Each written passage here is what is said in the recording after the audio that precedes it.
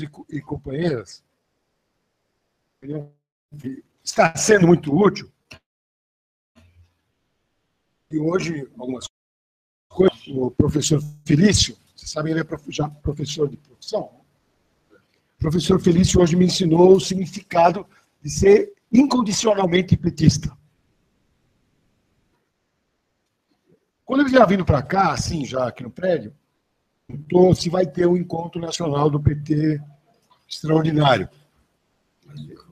Que esse que está marcado para 9, 10 e 11, a partir da eleição de delegados, marcada para 27 de novembro, se eu não me engano.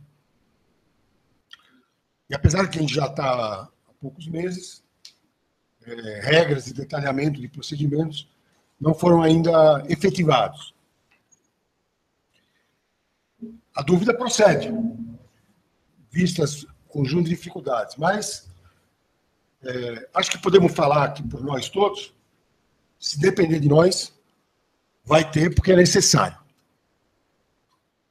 E eu estou falando isso não como para ficar simpático com a galera. A prova é que nós somos tão louco,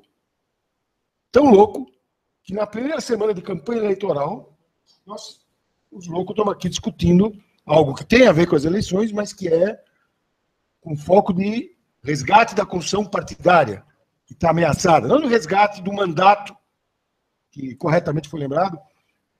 Muitos vereadores, muitos prefeitos, vendo o cenário difícil, se afastaram em tempo hábil, se filiaram a outros partidos. Mas muitos outros não o fizeram, embora talvez não estejam dando a importância ao que o futuro do PT representa, inclusive para eles próprios. Nós sim. E, nesse sentido, eu 100% de acordo com a Juliana. A discussão política da situação e dos problemas, a vereadora Juliana Cardoso lembrou, é a nossa razão de ser, como diz o primeiro nome do nosso agrupamento, né, o diálogo. Entrando em algumas observações que foram feitas aqui, críticas, inclusive. Por exemplo, 2 companheiros lembraram que na nossa plataforma inscrita no manifesto não consta a regulamentação, ou melhor dizendo, a democratização, porque a regulamentação pode ser variada, a democratização da mídia.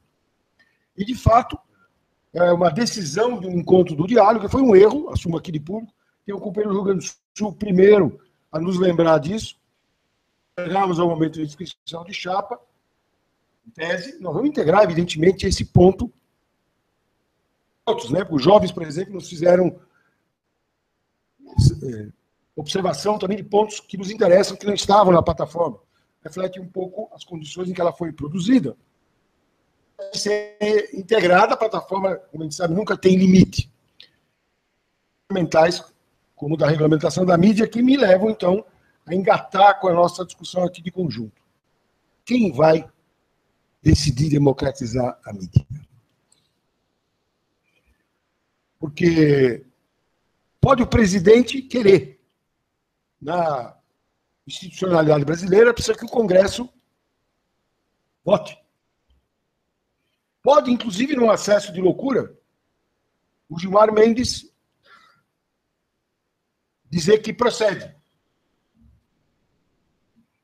Um acesso de loucura simultâneo para 500 e tantos parlamentares já é um pouco mais difícil, na verdade, é impossível. Então, aí se coloca o problema do poder na sociedade. O poder na sociedade, ele se manifesta de várias formas.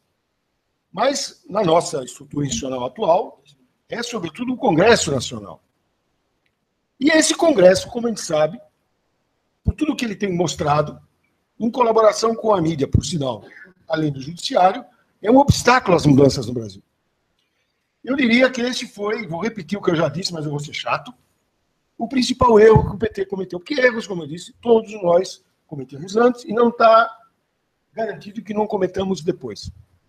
Nos explicaram, nós ouvimos, alguns concordaram entusiastas, outros se calaram, alguns ficaram em dúvida, mas todos ouvimos a explicação que não tem outro jeito. A correlação de forças no Congresso não permite governar se nós não fizermos tal ou qual aliança. Quando o que tinha que ter sido feito era de questionar um sistema institucional, uma regra eleitoral, que faz com que um partido se eleja 4 vezes, majoritariamente, presidente, e não consiga passar, e não é por fraude, é pela regra, pode ser uma regra fraudulenta, de 20%, se tanto, com as alianças incluídas da esquerda no Congresso Nacional. Dentro da CSI, presidente não, secretário, bom, ele deve ter esse problema para explicar no exterior. Eu, como militante da Quarta Nacional, me ocorreu em fóruns ter que explicar esse pequenininho problema. Como é que é? Vocês elegeram 4 vezes o presidente e são ultraminoria, não é minoria, ultraminoria no Congresso? Tira nenhum sistema, a não ser que o sistema exista para isso. E para qualquer cara que se eleja presidente, pode ser inclusive de direita, ele vai ter que compor com o centro. Lembra do PMDB? Para governar, senão ele não governa, ainda mais na mão do Senado, que é quem manda realmente, mais do que a Câmara. E alguém achou que por dentro, com jeito, manha e sabedoria, ia dar a volta por cima. E a ficha, nós temos que mudar a correlação de forças na sociedade, a partir de um movimento determinado por uma Assembleia Constituinte. Política de aliança, se eu posso assim falar, porque alguém questionou, tem que levar isso em conta. Não é que a gente queira se aliar com o PDT ou o PSB, como alguém disse, ou entendeu o que nós dizemos, senão de setores que existem nesses partidos, não vamos negar que os existem, assim como existe o Requião no PMDB, por exemplo, à condição de que a gente tenha um programa de transformação. Porque senão não podemos não aliar com ninguém e fazer um governo, me desculpe, de merda também. Sozinho. Não precisa ter outro aliado para fazer porcaria. Aliás, tem vários prefeitos nossos sozinhos fazendo porcaria suficiente. Então, aqui é um problema de ter uma determinação e um objetivo. Eu queria terminar, eu sei que eu estou estourando um minuto, mas eu queria dialogar com uma companheira aqui que está um pouco pessimista. Eu queria ler para ela, sabe, a nossa classe dominante é muito ruim, muito vagabundo. Então, um cara como o Fernando Henrique Cardoso, que saiu mais torrado do que carvão do governo, que não representava mais nada, como um vazio da classe dominante brasileira, virou de 4 anos para cá uma autoridade, o príncipe dos poetas ressuscitou.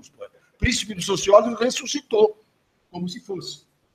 Esse cara, que idiota ele não é, ele escreveu no domingo passado o seguinte, vou ler para vocês. Não nos iludamos. Estamos atravessando uma pinguela. A ponte é frágil. O que de melhor temos a fazer é fortalecer a pinguela. Caso contrário, caímos na água. E quem sabe fortalecida a pinguela se transforme mesmo em ponte para o futuro. Vocês entenderam a simbologia das imagens da pinguela, que está tremendo. Pinguela? Eu sou da época que falava pinguela. E, bom, tá bem. Dou a mão à palmatória. Do trema. Eu sou da época que tinha trema, era pinguela com trema. Mas tudo bem, gente. Não vamos rachar por causa disso, vai. Fechar pela Bósnia é fogo. Agora, por um trema, não dá, né? Então,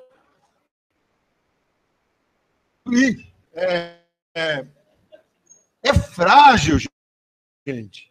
Frágil. O cara foi lá na Olimpíada, falou 22... toques, eu contei. Ele falou 22 toques. Espaços incluídos.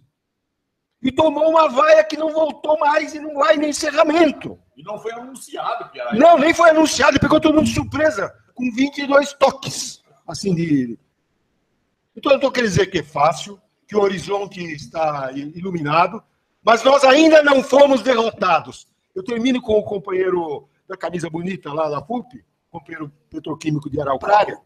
Se fosse fácil, não teria militante no partido, ele disse. O companheiro jovem no partido já entendeu tudo. Muito obrigado e pela oportunidade também.